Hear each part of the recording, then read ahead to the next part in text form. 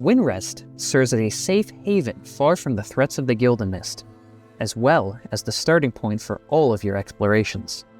Now that you understand the basic layout of Windrest facilities, it's time to master the full pre-combat preparation process to ensure you are fully prepared for your next foray.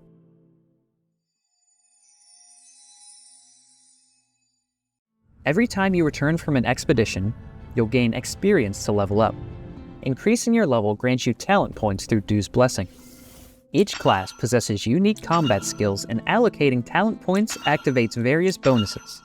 Mercenaries who specialize into the Steel Skull skill will gain a bonus to critical damage resistance. Gyldhunters can reset their allocated points at any time for free. Whether you are amplifying skill effects or gaining extra passive buffs, the system gives you a massive competitive edge, allowing you to pull off unexpected results in combat. Before stepping out on another Gilden hunt, you'll need to stock up on essentials like healing elixirs. Cazarro's shop is a critical pipeline for Gyldhunters to acquire tactical items and basic materials. Upgrading it unlocks the premium shop, which refreshes with higher rarity materials and supplies. Further upgrades will increase the stock quantity of all goods, providing even more robust supply support. If the shop runs out of stock, you can always head to the auction house to replenish your supplies. Keep in mind that there is a strict limit on the number of tactical items you can bring into a single match, so keep an eye on your purchase quantity. Of course, if you have a lot of redundant or low-tier items sitting in your warehouse, you can bulk sell them at the shop to cash out for Gylden Blood and fund your future adventures. Once your basic battle supplies are locked in, you can head over to the workshop to forge equipment and further boost your combat power. Forging consumes both time and materials. As the workshop levels up, the rarity of forged weapons and the tier of gems will scale higher, while the required forging time will steadily decrease. After wrapping up each expedition, you can also stop by the workshop to repair damaged gear, making sure you are fully prepared for the hunts ahead. Gems provide various affix effects. Advanced equipment and above comes with gem sockets. Beyond any fixed affixes a piece of gear might already have, you can socket different affix gems to pump up your affix levels. For instance, the Valor Agate boosts your attack, the Seeker Amethyst grants a movement speed buff on hit, and the Seamless Moonstone increases skill cooldown speed. The higher the affix level, the stronger the buff. You can mix and match different affix gems to adapt to any adventuring situation. Just note, some gems can only be socketed into matching equipment slot types, and the tier of the affix gem cannot exceed the level of the slot itself. When an affix hits a specific level, it unlocks an additional high-tier effect.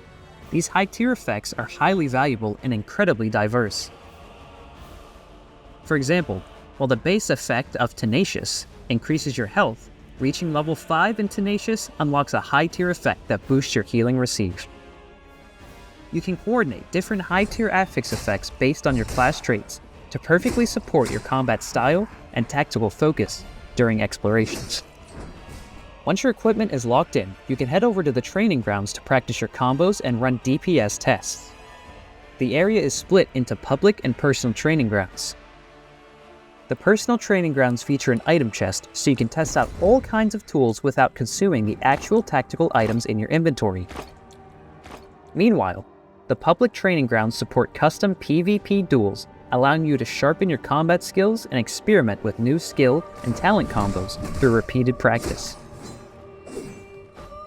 Before heading out, make sure to visit Sigrid for a cup of victory wine. This will further boost and supplement your affix levels to ramp up your overall combat power. Though, the effect only lasts for your very next expedition.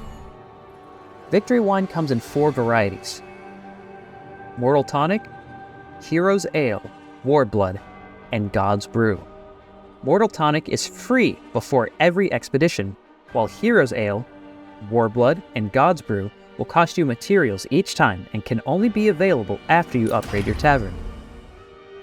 Mortal Tonic and Hero's Ale cannot stack the same affix, while Warblood and God's Brew can stack the same affix once.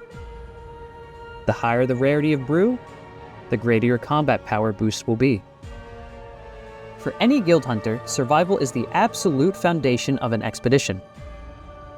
The massive goddess statue provides you with the Springhorn.